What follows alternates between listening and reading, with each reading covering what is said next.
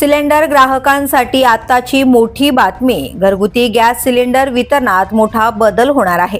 आतापर्यंत 14.2 किलोचा मिळणारा LPG सिलेंडर आता फक्त 8 ते 10 किलो गॅसने भरून दिला जाणार आहे आणि जेवढा गॅस तेवढेच पैसे आकारले जाणार आहेत. मध्य पूर्वेतील युद्धजन्य परिस्थितीमुळे गॅसचा तुटवडा निर्माण झालाय. इराण आणि इस्रायलमधील संघर्षामुळे गॅस जागतिक पुरवठ्यावर त्याचा मोठा परिणाम झाला आहे. याच पार्श्वभूमीवर सरकारने हा निर्णय घेतला असून 14.2 किलोचे साठे संपल्यानंतर नवीन सिलेंडर कमी वजनात उपलब्ध होणार आहेत.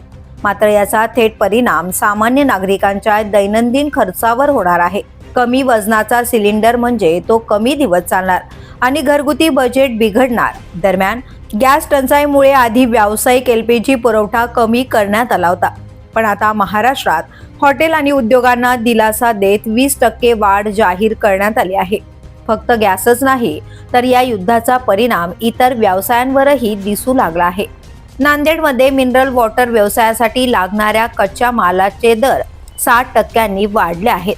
एकूणच युद्धाचा परिणाम आता थेट आपल्या घरगुती खर्चावर होताना दिसतोय आणि पुढील काही महिने परिस्थिती आणखी कठीण होण्याची शक्यता आहे.